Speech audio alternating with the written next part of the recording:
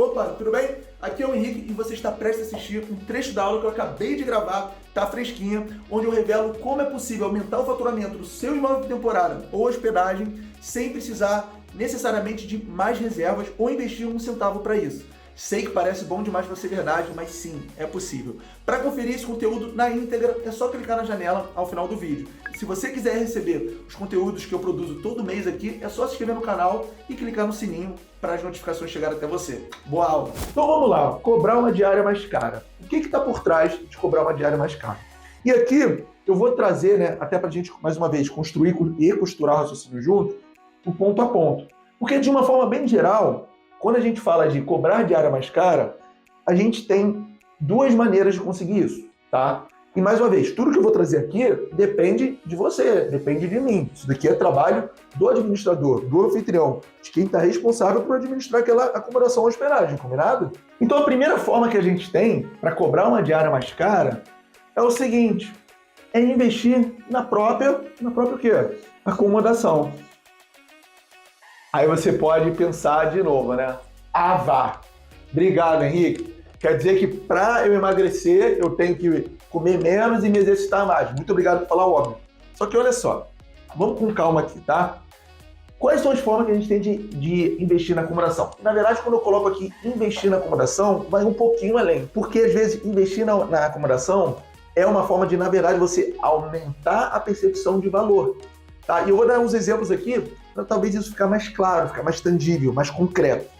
Por exemplo, uma família com um filho pequeno, talvez um filho recém-nascido ou bebezinho de colo, concorda comigo que aos olhos desse público, se a sua acomodação, se a sua hospedagem disponibiliza um berço pronto, um berço montado, você concorda comigo que para essa família, para esses pais, a percepção de valor da sua hospedagem aumenta? Porque olha a facilidade, olha a mão na roda que você já está dando.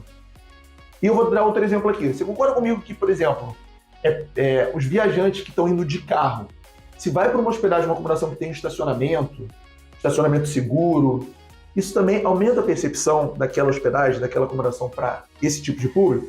Então, aqui, quando eu falo em investir na acomodação, tem um quê? Eu não quero falar subjetivo, para isso não dar muito pano à manga, para a gente não ir para o campo abstrato. Mas tem alguns fatores que está na percepção de valor. Cada cliente, cada pessoa tem uma percepção de valor específica, diferente. E aqui eu vou trazer alguns exemplos, tá? O primeiro exemplo de investir na acomodação para a gente conseguir traduzir isso em uma diária mais cara e naturalmente isso refletir no seu resultado, no faturamento, é o seguinte. É um clássico, fazendo uma reforma. Você imagina, a mesma acomodação, só que agora toda reformada, ar-condicionado inverter, tudo novinho, sabe? Piso novo, revestimento, eletrodoméstico. Sabe? Se você faz uma reforma, provavelmente a sua acomodação, a sua hospedagem vai ter uma percepção de valor maior. Quem não quer ficar num lugar recém-reformado, novinho, sabe? Bem iluminado, com as paredes pintadas, é claro que isso aumenta a percepção de valor.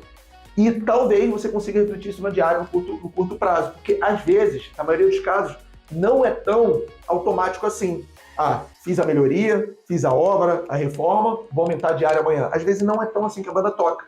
Mas, de uma forma ou de outra, você aumenta assim a percepção e, na minha opinião, se não for no curto prazo, mais ou menos no médio, depois de algum tempo, isso já começa a ser refletido, sim, na precificação, tá? Óbvio, se você fizer um bom trabalho de acompanhamento, saber quando ajustar, precificar conforme a demanda e, enfim, tem toda uma estratégia de precificação por trás, tá? Eu não vou conseguir trazer no detalhe nessa aula. O que mais? Um outro, na minha opinião, excelente, bom exemplo. Eu gosto muito desse, tá? Porque esse é o seguinte, quando você vai administrar alguma acomodação, quando você começa, você tem que fazer um alinhamento inicial com o proprietário. Óbvio, se o proprietário for você tem que tomar essas decisões antes de começar a alocar. Que é o seguinte, esse exemplo aqui é muito bom, que é comportar mais o quê? Mais hóspedes. E por que eu estou falando isso? Porque no caso de aluguel de temporada, quando a gente tem uma acomodação, por exemplo, você consegue, e eu recomendo que você faça o quê? Cobrar o valor da diária de acordo com a quantidade de hóspedes, que inclusive é o primeiro pilar da estratégia de precificação, que a gente chama de preço base da tarifa. Quer saber qual é o preço base, quantos hóspedes compõem aquele preço base, e a cada hóspede adicional, óbvio, respeitando o limite da sua acomodação, paga um valor ou fixo ou um valor percentual. Eu até recomendo fixo. Mas enfim, o importante aqui é você saber o seguinte: se no seu imóvel por temporada, se você for um anfitrião, por exemplo, você tem a capacidade de hospedar, a comportar até 6 pessoas, invista nisso. Porque o que eu vejo, às vezes, é anfitriões, às vezes, com apartamento de 2 quartos, só deixando um casal. Anfitriões com 3 quartos, só deixando 4 pessoas. Então, se você consegue comportar mais hóspedes, você consegue, sim, refletir isso diretamente e cobrar uma diária mais cara. Por quê? Porque você vai ter um espaço, um lugar, para mais pessoas se hospedarem. E se mais pessoas se hospedam, elas podem pagar um valor maior. Por exemplo, eu administro uma casa em Angra dos Reis, aqui no estado do Rio de Janeiro.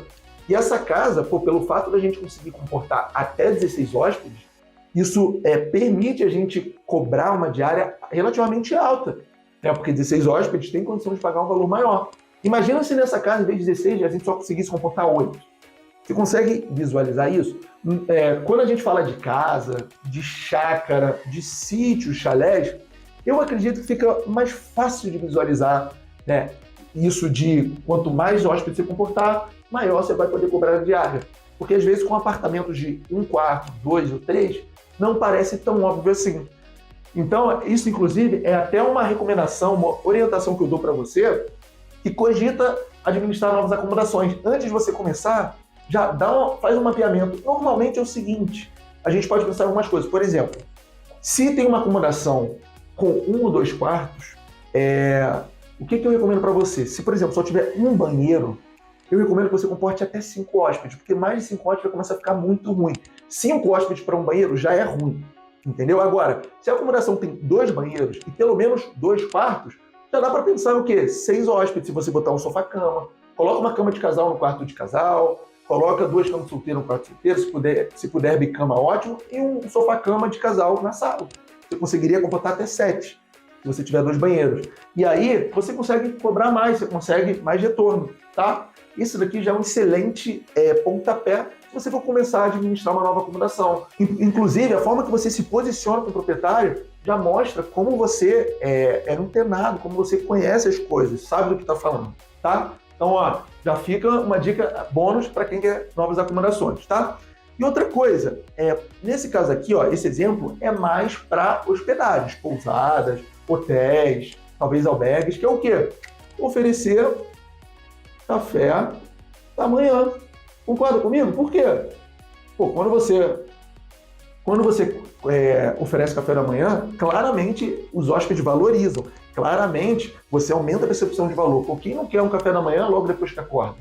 Né? Então, isso daqui é um excelente exemplo do que você pode traduzir na diária. Mas Henrique, é muito fácil falar, dá um baita trabalho, tem que contratar buffet, tem responsabilidade ali se o hóspede passar mal. Isso é verdade. Mas você consegue refletir isso na diária. Você, com certeza, se destaca dos outros que, por exemplo, não tem café da manhã. Tá? Isso daqui é um grande diferencial. Por quê? Você aumenta a percepção de valor da sua hospedagem, da sua acomodação. Mas eu sou aluguel de temporada. Aí você não pode oferecer, né? Porque senão você começa a configurar a hospedagem e isso daí não vai ser interessante juridicamente. Então, o que você faz? Às vezes você pode disponibilizar alguma coisa, oferecer gratuitamente mesmo alguma coisa dentro da geladeira para os hóspedes, mas como forma de mimo, né? Como forma de agradar, tá? Mas enfim, olha, isso que eu estou falando do mimo, de agradar, é mais, na verdade, uma gentileza, uma forma de surpreender, tá? Mas o café da manhã, que é o melhor exemplo aqui de como você aumenta a percepção, né? E consegue cobrar uma diária mais cara. Então, olha só, eu trouxe 3 exemplos de formas que a gente consegue investir na acomodação, investir ali no imóvel, investir na pousada, na estrutura, e isso aumenta a percepção de valor e, naturalmente, pode ser refletido no valor da diária. Então, você já consegue enxergar que esses daqui são exemplos que a gente consegue cobrar uma diária maior e, naturalmente, isso vai ser traduzido no faturamento, tá?